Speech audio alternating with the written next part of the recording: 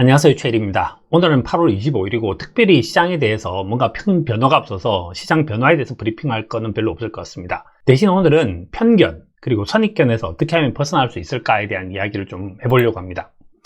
보통 이제 우리가 세상 사는 데 있어서 도움이 전혀 안 되는 개가 두 마리 있다고 하죠. 하나가 편견이고 하나가 선입견입니다. 투자를 하면 사람들이 바쁘다라는 얘기를 되게 많이 합니다. 바쁘다는 얘기를 되게 많이 하는 이유는 투자를 잘하려고 하면 뭔가 디테일이 강해야 된다라고 하는 편견 혹은 저는 선입견이 있다라고 이제 생각을 합니다. 우리가 이제 봐야 될 것이 되게 많죠. 새벽 3시에서 4시 정도쯤 되면 이제 갑자기 이제 베란다에 불이 켜지고 무엇인가를 확인하는 사람들이 있습니다. 그리고 베란다 바깥에 나와서 이제 담배를 피우거나 뭐 이렇게 한다고 얘기를 해요. 그래서 이제 해외 시장에 대한 자료를 봐야 되는 거죠. 그리고 새벽 아침에 일어나서 아침에 이제 불이 나게 오자마자 어제 상승 요인은 뭐고 하락 요인은 무엇인지를 주식, 채권, 원자재, 외환 이런 것들을 이제 분석을 한번 해봐야 됩니다. 그리고 장이 시작되기 전에는 이제 우리나라 증권사에서 나온 이제 각종 시황들 그리고 리서치 리포트를 읽기 시작을 하죠. 그리고 유튜브에서 나온 자료를 보기 시작하고 어제 어느 외국인은 뭘 샀고 어느 외국인은 뭘 팔았는지를 확인을 해야 되죠. 그리고 트럼프의 트위터는 무엇이 있었었고 그 다음에 트럼프와 바이든의 지지율의 격차는 어떻게 되고 있는지를 확인해야 되죠. 그리고 전 세계 확진자 수가 북미는 어떤지 남미는 어떤지를 확인해야 되고 유럽과 아시아존 또 확인을 해야 되죠. 그리고 이제 들어오면 오늘 이제 외국인들은 도대체 뭘 사고 있는지, 기관은 뭘 사고 있는지, 개인들은 뭘 사고 있는지, 상위 10, 상위 20 이런 종목들을 확인하기 시작합니다.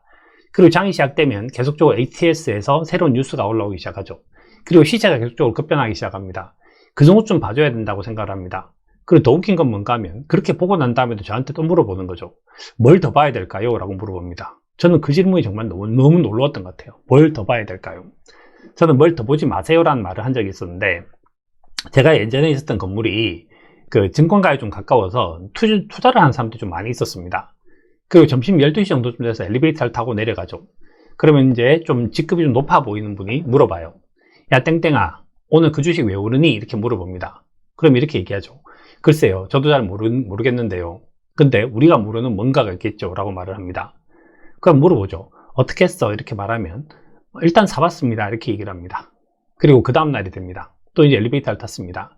땡땡아 오늘 그 땡땡 주식은 도대체 왜 빠지니? 이렇게 물어봐요. 그럼 또 똑같이 대답합니다. 글쎄요 저희가 모르는 뭔가가 있겠죠.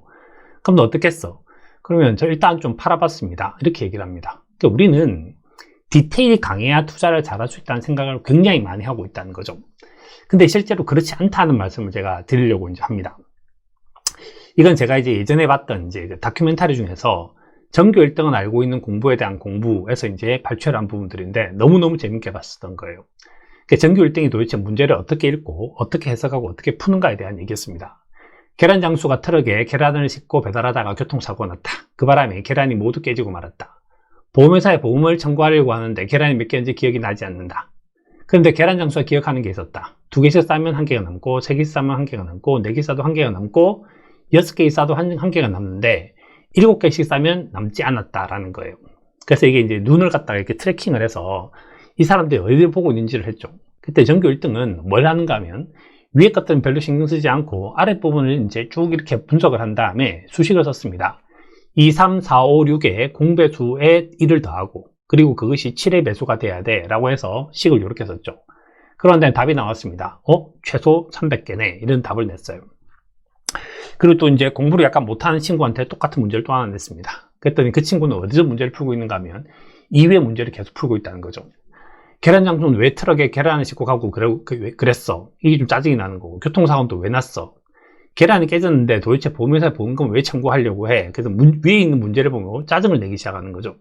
그러니까 결국은 가장 중요한 본질에 대한 얘기를 하는 것이 아니라 그 앞에 있는 스토리에 훨씬 집중을 했다는 겁니다. 그리고 둘 다 이제 문제를 풀기 시작합니다. 위에 있는 전교 1등인 친구는 이렇게 수식을 쓰고 문제를 푸는데 얼마 걸렸는가 하면 2분 23초가 걸렸어요. 전부 다 이제 그 검산도 다 해보고 2분 23초가 걸린 거죠. 이 친구는 얘를 다 집어넣습니다. 1 집어넣고 2 집어넣고 다 집어넣는 거죠.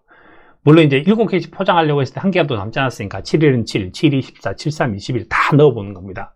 그래서 얼마 걸렸는가 하면 13분 33초가 걸렸다고 얘기를 해요.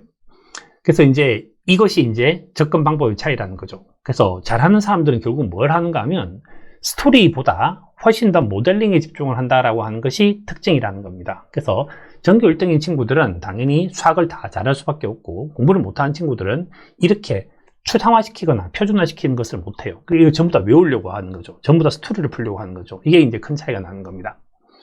또 이제 전 세계적인 학자 중에서 오일러라는 사람이 있었는데, 이거는 어디서 있었던 일인가 하면 프로이센에서 어떤 지역이 있었고, 그 지역에 섬이 2개가 있었습니다. 그 섬에 요렇게 이제 길이 나 있었어요.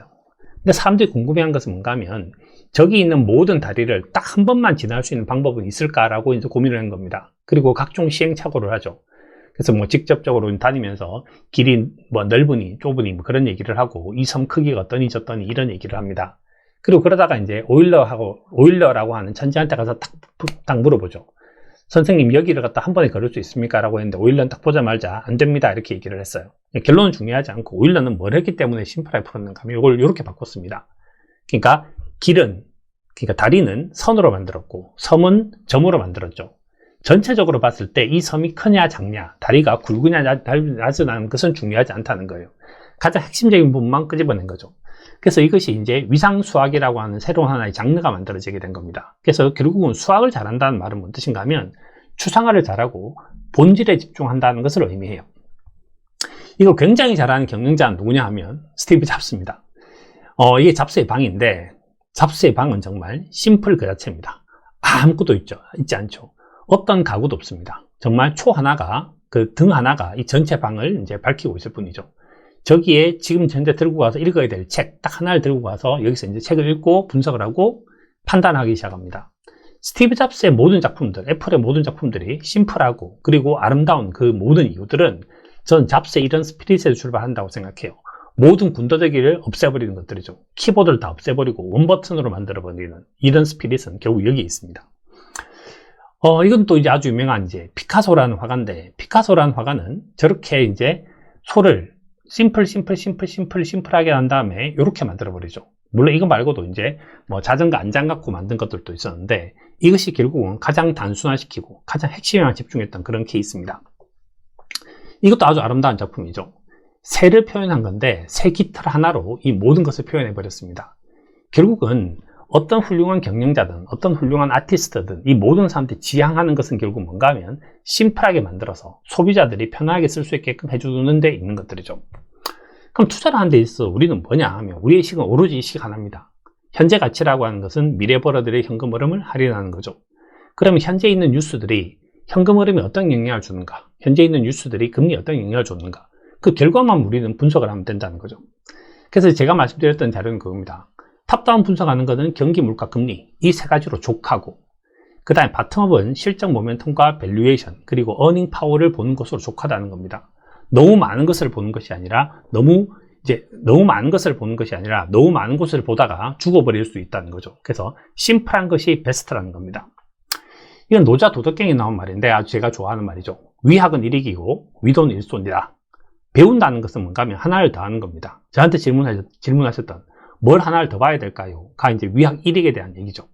근데 저는 지금 현재 세상이 우리가 봐야 될 게 너무 많은 세상에 살고 있습니다. 지금 위도 일손해야 되는 거죠. 버려야 됩니다. 최근에 저희 카톡방에서 그런 얘기를 한 적이 있었는데, PMI 지표가 있었는데, PMI 지표가 월 초에 발표됐던, 미국에서 발표된 자료가 있고, 또 월 중순께 그 영국에서 발표된 자료가 있었습니다. 그래서 이 지표는 어떻고, 이 지표는 어떻고, 이렇게 얘기를 이제 한참 했었어요. 근데 제가 이제 그때도 그런 생각이 들었습니다. 그 많은 경제지표 중에서 그걸 줄이는 것들이 필요하고, 그 PMI조차도 더 줄일 수 있으면 더 줄이는 것이 낫다는 거죠. 저는 그래서 되도록이면 가장 핵심에 집중하고 본질에 집중하는 것이 투자가 아닌가 하는 생각이 듭니다. 투자에서 편견과 선입견을 벗어나는 방법은 더하는 것이 아니라 버리는 것이다 라는 것이 오늘 제가 꼭 드리고 싶은 말씀입니다. 좋은 하루 되시기 바랍니다. 감사합니다.